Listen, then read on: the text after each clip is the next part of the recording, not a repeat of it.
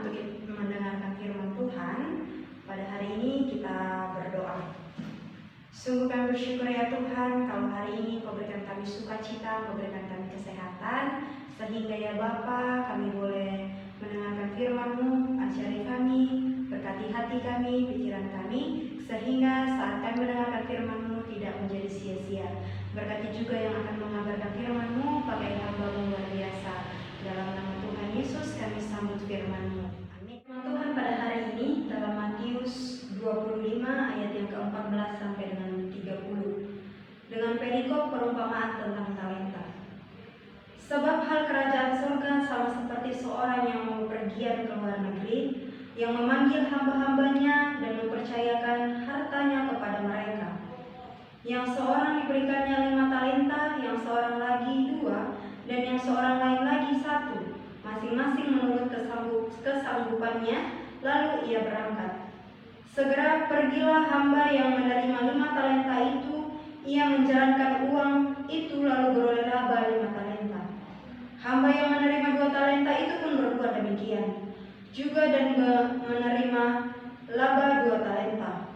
Tetapi hamba yang menerima 1 talenta itu pergi dan menggali lubang di dalam tanah, lalu menyembunyikan uang tuannya. Lama sesudah itu pulanglah tuan hamba-hamba itu lalu mengadakan perhitungan dengan mereka. Hamba yang menerima 5 talenta itu datang dan ia membawa laba 5 talenta, katanya, Tuan, 5 talenta Tuan percayakan kepadaku, lihat aku telah beroleh laba 5 talenta. Maka kata tuannya itu kepadanya, baik sekali perbuatanmu itu, hai hambaku yang baik dan setia. Engkau telah setia dalam perkara kecil, aku akan memberikan kepadamu tanggung jawab dalam perkara yang besar. Maka masuklah dan turutlah ke dalam kebahagiaan tuanmu. Lalu datanglah hamba yang menerima 2 talenta itu, katanya, Tuan, 2 talenta Tuan percayakan kepadaku, lihat aku telah beroleh laba 2 talenta. Maka kata tuannya itu kepadanya, baik sekali perbuatanmu itu, hai hambaku yang baik dan setia. Engkau telah setia memikul tanggung jawab dalam perkara yang kecil, aku akan memberikan kepadamu tanggung jawab dalam perkara yang besar. Masuklah dan turutlah dalam kebahagiaan tuanmu. Kini datanglah juga hamba yang menerima 1 talenta itu dan berkata, Tuan, aku tahu bahwa Tuan adalah manusia yang kejam, yang menuai di tempat di mana Tuan tidak menabur, dan yang memungut dari tempat di mana Tuan tidak menanam. Karena itu aku takut dan pergi menyembunyikan talenta Tuan itu di dalam tanah. Ini terimalah kepunyaan Tuan. Maka jawab tuannya itu, hai kamu, hamba yang jahat dan malas. Jadi kamu sudah tahu bahwa aku menuai di tempat di mana aku tidak menabur dan memungut dari tempat di mana aku tidak menanam. Karena itu sudahlah seharusnya uangku itu kau berikan kepada orang yang menjalankan uang, supaya sekembaliku aku menerima serta dengan bunganya. Sebab itu ambillah talenta itu daripadanya dan berikanlah kepada orang yang mempunyai 10 talenta itu. Karena setiap orang yang mempunyai, kepadanya akan diberi, sehingga ia berkelimpahan.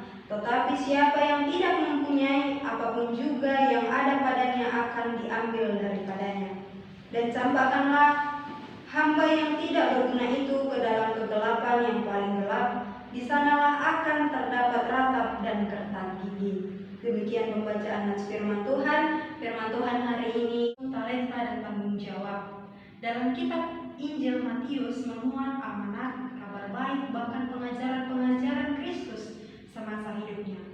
Dalam nats hari ini khusus diajarkan untuk bagaimana kita siap dan berjaga-jaga akan kedatangannya kembali, yang diumpamakan dalam talenta. Nah, talenta adalah bakat atau potensi yang dimiliki seseorang. Melalui talenta, Tuhan memberikan kesempatan manusia untuk melakukan segala pekerjaannya. Dalam ayat 14 dikatakan bahwasanya perumpamaan tentang kerajaan sorga itu bagaimana seorang tuan yang bepergian ke luar negeri. Artinya seorang tuan mempercayakan harta bendanya kepada hamba-hambanya. Setiap hamba diberikan tuannya dengan macam-macam uang ataupun talenta. Ada yang diberikan 5, 2, dan 1. Talenta yang diberikan tuannya kepada hamba-hambanya itu agar setiap hambanya mampu melakukan apa yang menjadi bagiannya. Pertanyaannya sekarang, kenapa berbeda? Kenapa Tuhan memberikan talenta itu berbeda-beda? Begitu kan? Nah, di dalam ayat ke-15 jelas dikatakan bahwasanya Tuhan memberikan ataupun tuannya memberikan laba ataupun talenta itu kepada hamba-hambanya sesuai dengan kemampuan ataupun kesanggupan dari dirinya. Sehingga dengan segala kemampuan mereka mampu memberdayakan apa yang ada pada mereka. Namun di tengah-tengah perbedaan yang mereka miliki tidak menjadi satu hambatan untuk mereka mengembangkan talenta mereka. Nah, di dalam ayat yang ke-16 mereka berbuat seperti apa yang akan mereka lakukan. Yang memiliki 5 talenta tadi, ia melakukan pekerjaannya dengan mengembangkan 5 yang ada padanya, sehingga dia memperoleh laba 5. Yang mempunyai 2 talenta lagi, dia juga melakukan hal yang sama seperti yang dilakukan oleh hamba yang memiliki 5 talenta. Namun berbeda dengan hamba yang menerima 1. Apa yang dilakukan seorang hamba itu? Dia menggali lubang di dalam tanah sehingga dia menyembunyikan dan menyimpan talenta yang diperolehnya dari tuannya itu. Tiba saatnya mereka mengadakan perhitungan dengan tuannya. Para hamba-hamba tadi berkumpul bersama untuk mempertanggungjawabkan apa yang menjadi tanggung jawab mereka. Nah, hamba-hambanya tadi memberikan tanggung jawabnya yang pertama, Tuan, aku telah memperoleh 5 laba. Hamba yang lain juga mengatakan demikian. Sehingga perbuatan kesetiaan dan tanggung jawab adalah kunci keberhasilan mereka dalam memanfaatkan dan mengelola apa yang ada dalam diri mereka. Sehingga mereka memperoleh hasil yang baik. Tidak hanya itu, mereka juga menuai pujian manis dari tuannya. Selanjutnya di samping itu, hamba yang menerima 1 talenta tadi tidak menerima apa-apa dari tuannya, baik itu pujian manis ataupun sukacita dari tuannya. Malah sebaliknya, hamba yang memperoleh 1 laba tadi melakukan hal-hal yang membuat tuannya murka, sehingga tuannya itu marah kepadanya. Ia berdalih, ia mengatakan demikian, aku tahu bahwa Tuhan adalah manusia yang kejam.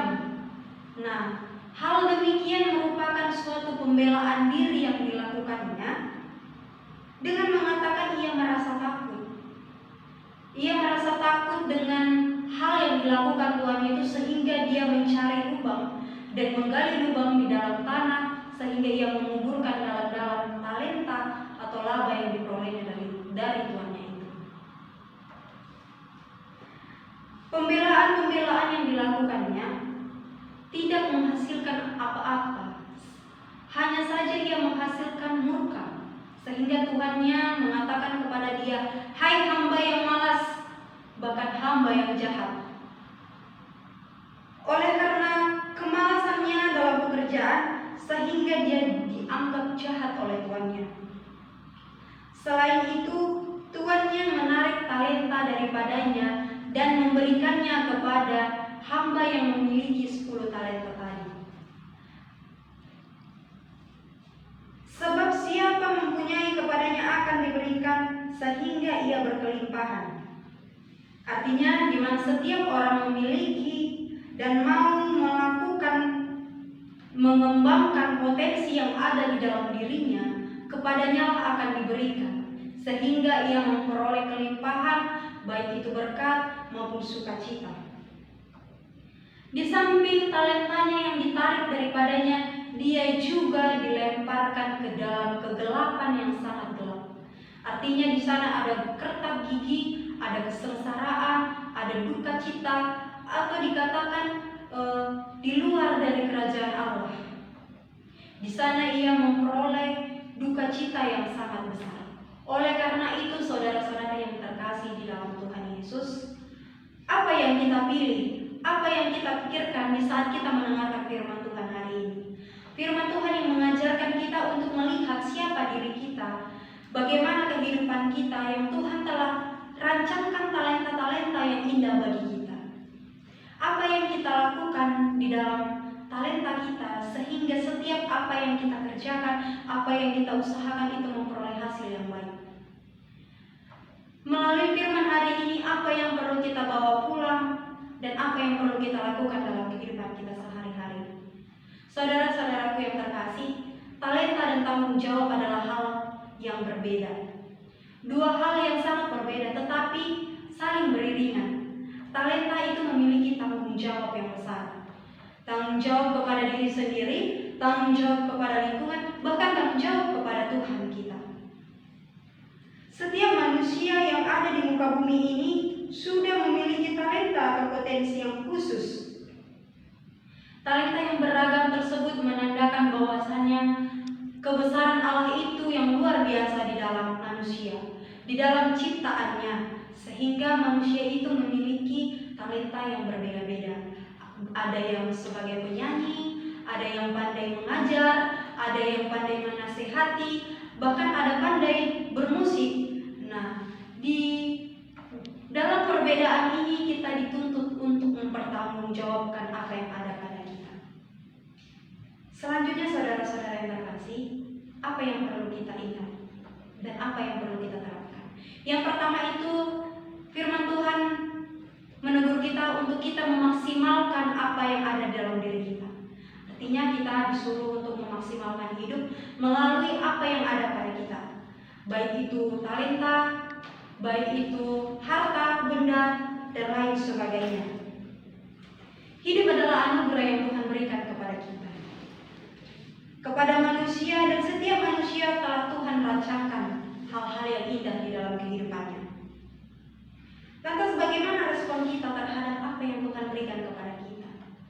Karena dikatakan bahwasanya talenta itu adalah ibarat pancing, memancing manusia itu untuk memaksimalkan, untuk mengembangkan apa yang ada di dalam dirinya.